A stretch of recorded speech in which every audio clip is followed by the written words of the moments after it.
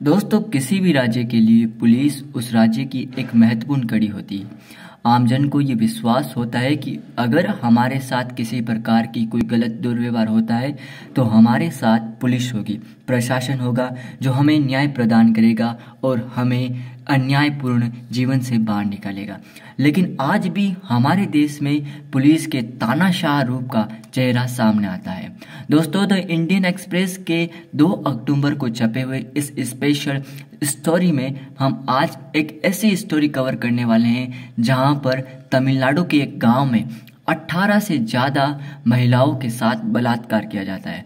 Police प्रशासन व forest guard द्वारा उनकी मवेशियों को, बकरियों को, गायों को मारा जाता है, बकरियों को कुओं में फेंक दिया जाता है और उसके बाद में बकरियों को बाजारों में बेचा जाता है। पूरे घर तहस नहस कर जाता है। इसी प्रकार के 3 महीने तक जेल में प्रताड़ित किया जाता है। दोस्तों, यह चंदन तस्करी से लेकर की एक कार्रवाई के बहाने गांव में फॉरेस्ट ऑफिसर्स, फॉरेस्ट पुलिस और पुलिस प्रवेश करते हैं। 20 जून 1992 सुबह 11 बजे के आसपास वह हमारे गांव में घुस आए। घरों को उन्होंने नुकसान पहुंचाया, हमारे कुओं को प्रदूषित कर दिया और शाम 5 बजे तक उन्होंने लगभग 200 महिलाओं को एक बरगद के पेड़ के नीचे इकट्ठा किया। उनमें से 18 को उठाया और एक छुपी हुई चंदन की लकड़ियां निकालने के बहाने पास ही की झील में ले गए। उसी पेड़ के नीचे होकर बलात्कार पीड़िता ने द इंडियन एक्सप्रेस को अपनी व्यथा सुनाई। कांपती हुई आवाज में उन्होंने कहा कि उन्होंने उन महिलाओं अधिकारियों को भी रोक दिया जो स्वेच्छा से हमारे साथ आई थी। झील के पास यह बलात्कार का दुर्व्यवहार करीब रात 9 बजे तक चलता रहा और उसके बाद में हमें सेलम के सेंट्रल जेल में ले जाया गया। वह हमें 3 महीने बिताए गए। वर्षों का यह दर्द हमें, हालांकि जो हाई कोर्ट का फैसला है, एक मरहम की तरह कार्य करता है। मैं आपको बता दूं दोस्तों कि हाई कोर्ट के अभी फैसले ने एक फैसला दिया जिसके अनुसार जो अधीनस्थ न्यायालय ने जो न्याय किया था वो सही ठहराया। उनके अनुसार किसी भी दोषियों को माफी नहीं दी जाएगी, उन्हें सख्त से सख्त कार्रवाई की जाएगी। बलात्कार पीड़िता का कहना है कि ये फैसला हमारे साथ है, हमारे जीवन को एक नया उद्देश्य मिला है, शायद हमने अपनी भावी पीढ़ियों के लिए गरिमा को व्यवस्था कर रखी है। न्यायमूर्ति पी वेगुलम ने तमिलनाडु सरकार को 2016 की एक खंडपीठ के आदेश के अनुसार प्रत्येक बलात्कार पीड़िता को तुरंत 10 लाख रुपए मुआवजा देने की बात की। पर दोस्तों, क्या यह सचमुच में न्याय है? 1992 की घटना आज 2023 पे इसका फाइनल डिसीजन आता है। तब तक जो व्यक्ति जो प्रताड़ित हुआ था, जो बलात्कार हुआ था, उनमें से कुछ की उम्र लगभग वृद्धावस्था में और कुछ इस दुनिया से भी जा चुके हैं। इस अवस्था में सबसे कम उम्र की लड़की जिसके साथ बलात्कार किया गया वो आज 2 बच्चों की मां है। ग्रामीण के एक ग्रामवासियों का कहना है कि आज हम 17 से ज्यादा साल के हो गए, लेकिन हमारे में से किसी की या फिर बहुत से कम लड़कों की शादी नहीं हुई, 15 लोगों की शादी नहीं हुई। यह गंभीर सार्वजनिक पूर्वाग्रह सामने पड़ा। गांव पर एक कलंक लग चुका है और इसलिए हमने अंत में अपने करीबी मेहमानों के साथ ही शादी करने का फैसला लिया। 2 साल के बाद में सीबीआई की जांच के बाद में यह घटना पूर्ण तरह से सामने आई। आइए इस घटना को हम अच्छी तरीके से जानने का प्रयास करते हैं। दोस्तों, गांव में फॉरेस्ट गार्ड में फॉरेस्ट पुलिस और पुलिस ऑफिसर्स चंदन की लकड़ियों की तस्करी से संबंधित गांव में प्रवेश करते हैं। वहां पर एक अल्पसर्वित व्यक्ति से एक झील का रास्ता पूछते हैं। अल्पसर्वित व्यक्ति आंसर देने में, उत्तर देने में कुछ देरी होने के कारण उसको एक थप्पड़ पुलिस ऑफिसर और पुलिस कर्मचारी द्वारा जड़ दिया जाता है।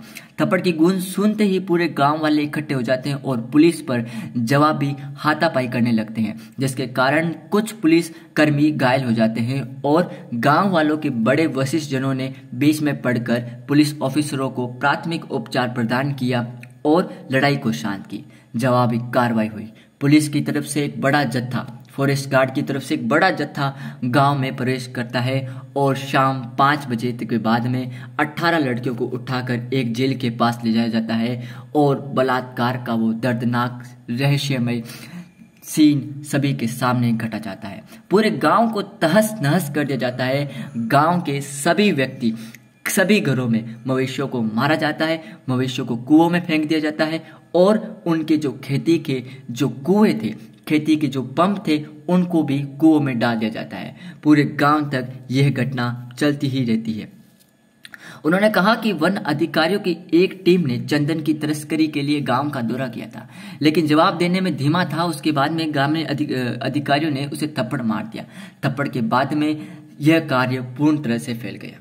अब बात आती है कि दोस्तों इस केस को, जो कि तमिलनाडु के चेन्नई से लगभग 300 किलोमीटर दूर था, पेरुमल झील के आसपास के यह गांव में, इस केस को दुनिया की सुर्खी तक, विभिन्न न्यूज़पेपरों की सुर्खी तक किस व्यक्ति ने लेकर आया था, कौन इस व्यक्ति का काम करा था, उसके पीछे क्या योगदान था। दोस्तों इस व्यक्ति का नाम था सनमुगम। सनमुगम सीपीआईएम पार्टी के एक सदस्य है। सीपीआईएम पार्टी के एक सदस्य, उनको यह जानकारी प्राप्त हुई है। जानकारी प्राप्त होने के बाद में वो 6 नेताओं के साथ गांव का दौरा करते हैं। उनका कहना है कि मुझे लगभग 3 घंटों से अधिक समय लगा गांव के सभी जनों को बरगद के पेड़ के नीचे हुए इकट्ठा करते हुए। सेरुगलम अपनी कम कपाती हुई आवाज में अपना ये संबोधन द इंडियन एक्सप्रेस को सुनाते हुए कहते हैं कि, और उसी बरगद के पेड़ के नीचे अपना संबोधन देते हुए उनकी आवाज कम कपा जाती है। दोस्तों सरगुम को यह पहली जानकारी 7 जुलाई 1992 को घटना के एक पखवाड़े के बाद में प्राप्त हुई थी। सिंतेरी हिल्स में आदिवासी संघ की एक बैठक में उनको गांव के कुछ युवकों द्वारा पुलिस कार्रवाई से जो बच गए थे, उन्होंने इस सभा को सूचना दी और सभा के माध्यम से सीपीआईएम के नेता सनमुगम को यह जानकारी 7 जुलाई 1992 को प्राप्त हुई। गौर कीजिएगा, घटना जून महीने में 1992 में हुई है और लगभग 1 महीने के बाद में यह घटना की जानकारी एक नेता को प्राप्त होती है। उसके बाद में सनमुगम अधिक जानकारी इकट्ठा करने की कोशिश करते हैं, एक याचिका दायर करते हैं और 13 जुलाई के आसपास में विरोध प्रदर्शन करने के लिए गांव के अन्य नेताओं के साथ, वहां के अन्य 6 नेताओं के साथ जंगल के गांव में दौरा करते हैं। सनमुगम ने द इंडियन एक्सप्रेस को बताया कि ऐसे क्षेत्र में चंदन की तस्करी को बड़े पैमाने पर होती है और 20 जून की घटना के कारण वर्दीधारी कर्मियों ने गांव पर हमला बोल दिया था। उन्होंने कहा कि वन अधिकारियों की एक टीम ने चंदन की तस्करी की जांच के लिए गांव का दौरा किया। एक बुजुर्ग शरण बाधित व्यक्ति पेरुमल झील के बारे में पूछा, लेकिन वह जवाब देने में धीमा था, जिसके बाद अधिकारी ने उसे थप्पड़ मार दिया। इससे गुस्सा भड़क गया और ग्रामीणों ने वन अधिकारियों की टीम पर हमला कर दिया, जो ज्यादातर सादे कपड़े में थे। बाद में गांव के बुजुर्गों ने ही टीम को प्राथमिक उपचार दिया। जवाबी में एक बड़ी कार्रवाई हुई। पुलिस का एक बड़ा जत्था गांव में आसपास तैनात कर दिया गया और एक बर्बरी कहानी शुरू हुई। जब हम 14 जुलाई को गांव में पहुंचे तो हमें विनाश और सन्नाटे का एक बड़ा भयानक दृश्य देखने को मिला। लगभग सभी घर क्षतिग्रस्त हो गए थे और कोई भी कुछ भी नहीं बोला था। सब कुछ निष्कपट हो गए थे। यहाँ कुछ चोरी हुई है, यहाँ कुछ डाका पड़ा है, ऐसा लग रहा था। यह एक खामोश गांव था। सनमुगम ने याद किया, हमें गांवों के चारों ओर घूमने और लगभग 45 लोगों को बरगद के पेड़ के नीचे लाने में कम से कम 3 से ज्यादा घंटे लगे। हमने कुछ ग्रामीणों को झाड़ियों में छिपा पाया क्योंकि वे सभी घबराए हुए थे। केवल 3 महिलाओं ने ही मुझे यौन शोषण के बारे में बताया। अन्य महिलाएं के खाते बाद में सामने आए क्योंकि तब वे जेल में थी। दूषित कुओं का हमने व्यापक दृश्य देखा। डी सनमुगम ने कहा कि खादान नष्ट कर दिए गए हैं, पशुधन को तो चुरा लिया गया है और घरों में तोड़फोड़ की बलात्कार की गई। एक बलात्कार पीड़िता के पति ने कहा कि पुलिस 3 दिनों तक गांव में रही, उनके अधिकांश पशुधन और बकरियों को मार डाला, उसके अवशेषों को कुओं में फेंक दिया गया। हमारे सारे पंप सेटों को तेल में डालकर कुओं को भी दूषित कर दिया जिसे उन्होंने चुरा लिया था। उन्होंने यह याद करते हुए सभी खाद्य पदार्थ के नष्ट हो जाने की बात कहते हुए आवाज थोड़ी गड़बड़ आ गई। उन्होंने कहा जैसे ही वे चले गए, छापेमारी दल बचे हुए मवेशी और बकरियों को शहर के बाजार में ले गए और उन्हें बेच दिए।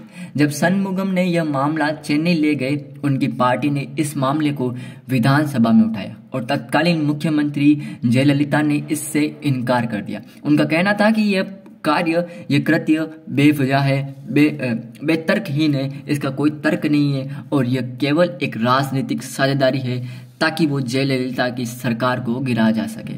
सरकार ने ग्रामीणों को चंदन तस्कर भी करार कर दिया गया। लेकिन पहली सफलता तत्कालीन राज्य के एससी और एसटी आयोग के कारण भामाथा की एक रिपोर्ट पर प्रकाशित हुई। उनके निष्कर्षों के बाद में उच्च न्यायालय ने हाई कोर्ट ने सीबीआई जांच के आदेश दे दिए और आज 2023 को हाई कोर्ट का एक अन्य आदेश के साथ ग्रामवासियों के साथ न्याय हुआ। दोस्तों ये कहानी, ये आर्टिकल द इंडियन एक्सप्रेस की छपी थी। मैं आपको पुनः इंडियन एक्सप्रेस का धन्यवाद करता हूं कि आपके ऐसे जर्नलिज्म के कारण हमें उन केसेस के बारे में, उन कहानियों के बारे में पता चलता है जो हमारे देश में घटी है, लेकिन हमारे देश का एक अधिकांश भाग उससे अपरिचित है। दोस्तों ये पुलिस का एक भयानक रूप हमारे सामने लगभग 18 महिलाओं के साथ रक्षक ने ही बलात्कार कर दिया। दोस्तों 3 महीनों से ज़्यादा प्रताड़ित उन्हें जेलों में किया गया।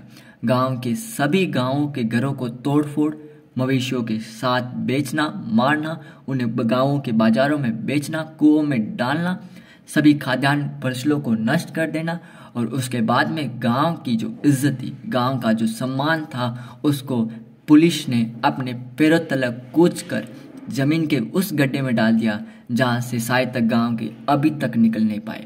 लेकिन हाईकोर्ट का फैसला उनके लिए एक मरहम का कार्य करा। मैं आशा करता हूं ये वीडियो आपके लिए बेनिफिशियल होगा। यदि आप इसी तरह से और इन्फॉर्मेटिव कंटेंट पसंद करते हैं तो प्लीज़ प्रोटच को जरूर सब्सक्राइब कीजिएगा। आपका साथ, आपका प्यार प्रोटच के लिए बड़ा उपयोगी है। मैं आशा करता हूँ ये वीडियो आपके लिए बेनिफिशियल होगा। बहुत बहुत धन्यवाद, आप हमारे साथ अभी तक बने रहे। जय हिंद, जय भारत।